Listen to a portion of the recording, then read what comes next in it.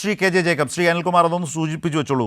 സർക്കാർ വളർച്ചയുണ്ട്, അത് അംഗീകരിക്കുന്നുണ്ട് പ്രതിപക്ഷം, പക്ഷേ അതിന് സർക്കാരിന് എന്ത് കോൺട്രിബ്യൂഷനാണ് എന്ന് ചോദിച്ചുകൊണ്ടാണ് വസന്ത് സിറിയൊക്കെ സംസാരിച്ചത്.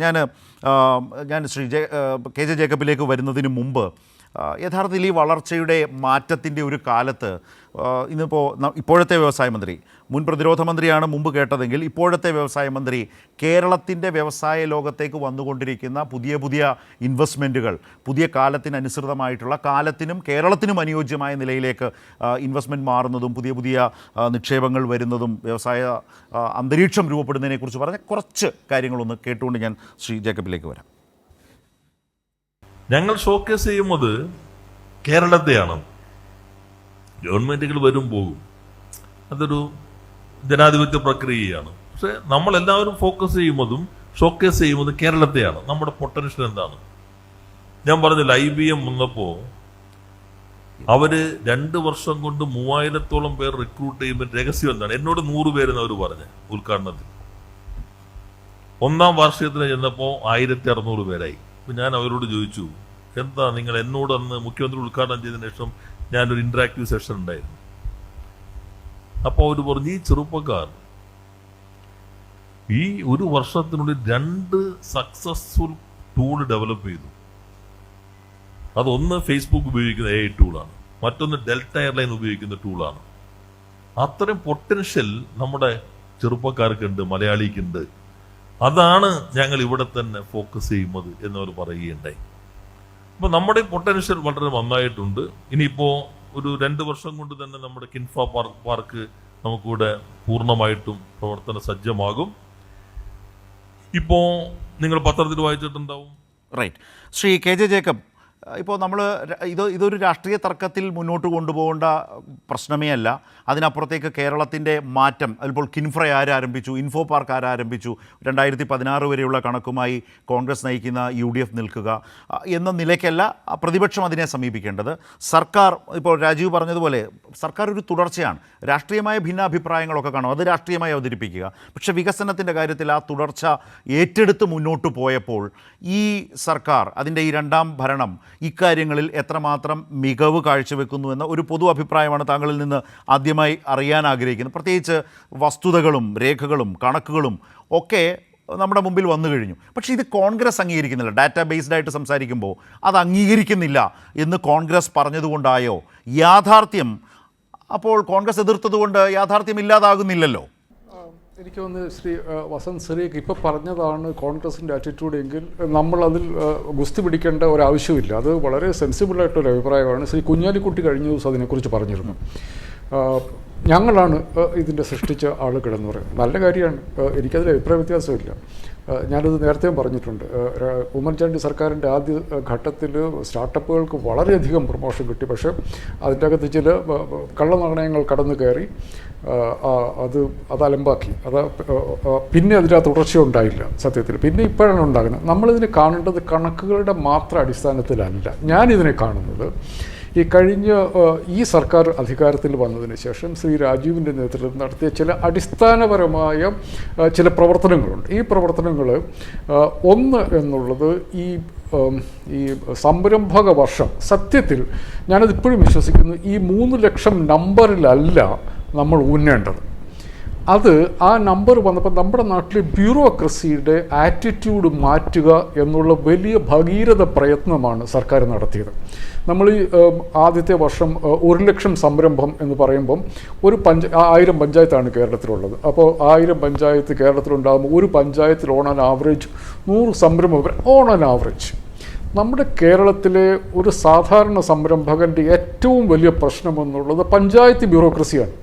നിങ്ങളൊരു എത്രയോ കഥകൾ നമുക്കറിയാം. ഒരു പത്രപ്രവർത്തകർ എന്ന നിലയ്ക്ക് നമുക്കൊക്കെ അറിയാവുന്ന കേസുകൾ എന്തുമാത്രം പത്രങ്ങൾ വന്നിട്ടുള്ള ഒരു ചെറിയ ലൈസൻസിന് വേണ്ടി ഓടിക്കുന്ന ഒരു പരിപാടി ഉണ്ടായിരുന്നു.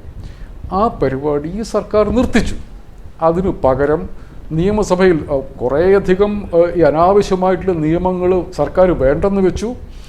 പിന്നെ നിങ്ങൾക്കൊരു ഡീംഡ് ലൈസൻസ്, നിങ്ങൾ അത്യാവശ്യം രേഖകൾ ഉപയോഗിച്ച് നിങ്ങളൊരു ഒരു ആപ്ലിക്കേഷൻ അപ്ലോഡ് ചെയ്താൽ നിങ്ങൾക്കൊരു ഡീംഡ് ലൈസൻസ് കിട്ടും. ആ ലൈസൻസ് വെച്ച് നിങ്ങൾ പ്രവർത്തിക്കുക. ബാക്കി നിങ്ങളുടെ ലൈസൻസ് കണ്ടീഷൻസുള്ള കംപ്ലയിൻസ് നിങ്ങളൊരു 3 വർഷം കൊണ്ട് നിങ്ങൾ 3 വർഷം പറ്റിയാണെന്ന് എനിക്ക് തോന്നുന്നു, അതിനുള്ളിൽ നിങ്ങൾ പ്രോപ്പർ ലൈസൻസ് എടുത്താൽ മതി. അപ്പം ഇത് സാധാരണഗതിയിൽ 5-6 മാസം അല്ലെങ്കിൽ ചിലപ്പം വർഷങ്ങളോളം, ചിലപ്പോൾ ഏതെങ്കിലും ഒരു പഞ്ചായത്ത് സെക്രട്ടറിക്ക് ഒരു ഉടക്ക് തോന്നിക്കഴിഞ്ഞിട്ടുണ്ടെങ്കിൽ പരിപാടി മുമ്പോട്ട് പോകാത്ത അവസ്ഥ കേരളം മുഴുവനുണ്ടായിരുന്നു. ആ സംഭവത്തെ ടെക്നോളജി ഉപയോഗിച്ച് മറികടന്നു.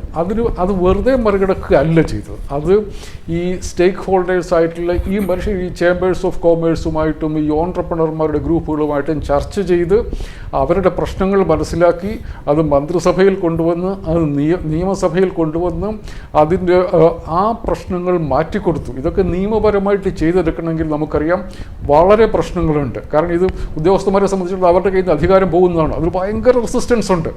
ഇതൊക്കെ മറികടന്ന്, അതുകൊണ്ടാണ് ഇപ്പോൾ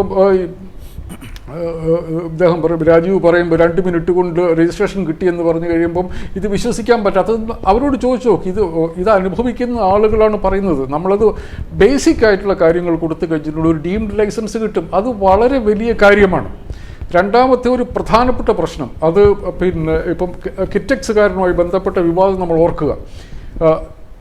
നമ്മുടെ നാട്ടിലെ പിന്നെ നിയമങ്ങൾ പ്രകാരം എന്നോടൊരു ഓൺട്രപ്രണർ, കേരളത്തിലെ ഒരു പ്രധാനപ്പെട്ട വ്യവസായി എന്നോട് പറഞ്ഞത് 27 സർക്കാർ ഡിപ്പാർട്ട്മെൻറ്റുകൾക്ക് 27 ഉദ്യോഗസ്ഥന്മാർക്ക് ആ കമ്പനിയിൽ കയറി ഇൻസ്പെക്ഷൻ നടത്താം. അങ്ങനെ ഒരു ഇൻസ്പെക്ഷൻ്റെ ഭാഗമായിട്ടാണ് കിറ്റക്സ് ബഹളം ഉണ്ടാക്കിയത്. ഇപ്പോൾ സർക്കാർ എന്ത് ചെയ്തു?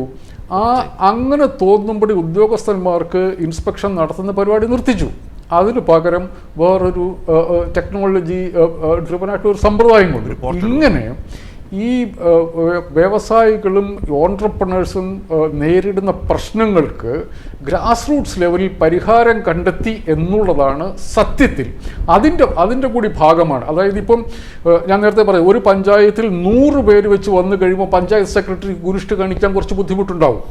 ഈ ഇൻസ്പെക്ഷൻ എന്ന് പറയുന്നത് ഒരു ട്രാൻസ്പെറൻറ്റ് പ്രോസസ്സായി കഴിഞ്ഞപ്പം ഇപ്പം കേരളത്തിൽ പിന്നെ നിങ്ങളൊരു കുഞ്ഞു സംരംഭം തുടങ്ങാനാണെങ്കിൽ ബ്യൂറോക്രസി നിങ്ങളെ ഇട്ട് ഓടിക്കില്ല എന്നൊരു ഉറപ്പ് ഈ സർക്കാർ ഉണ്ടാക്കിയിട്ടുണ്ട്.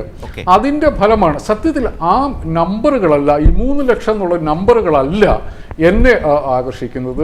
ഈ പ്രോസസ്സ്, നിങ്ങൾക്കൊരു വ്യവസായം നടത്തി ഇവിടെ മുമ്പോട്ട് കൊണ്ടുപോകാനുള്ള പ്രോസസ്സിനെ നമ്മുടെ നാട്ടിലെ ബ്യൂറോക്രസി ഞെരിക്കില്ല എന്നൊരു ഉറപ്പ് ഈ സർക്കാർ ഉണ്ടാക്കിയിട്ടുണ്ട്.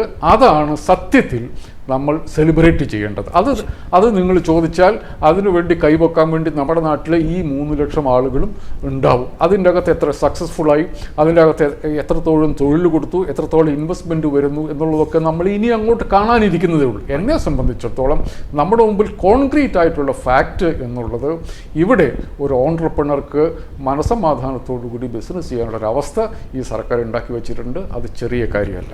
നിശ്ചയമായും അതുകൊണ്ട് തന്നെയാണ് താങ്കളിപ്പോൾ സൂചിപ്പിച്ചതുപോലെ രാഷ്ട്രീയമായ നിലപാടുകളുള്ള, അല്ലെങ്കിൽ മുന്നണി രാഷ്ട്രീയം നിലനിൽക്കുന്ന, അല്ലെങ്കിൽ രാഷ്ട്രീയ പാർട്ടികൾ ഭരിക്കുമ്പോൾ തങ്ങൾ ആ രാഷ്ട്രീയ പാർട്ടിക്ക് അനുകൂലമായിട്ടാണോ ഞങ്ങൾ പറയുന്ന ഓരോ വാക്കും അല്ലെങ്കിൽ വാക്യവും വാചകവും മാറുക എന്ന ആശങ്കയുണ്ടെങ്കിൽ ഈ ബിസിനസ്സുകാരൊന്നും സാധാരണ അഭിപ്രായം പറയില്ല. പക്ഷേ ഇപ്പോൾ അവരുടെ അനുഭവങ്ങളൊക്കെ അവർ തുറന്നു പറയുന്നത് തന്നെ താങ്കൾ ഈ പറഞ്ഞതുപോലെ സംരംഭകർക്ക് ആത്മവിശ്വാസത്തോടു കൂടി വരാം.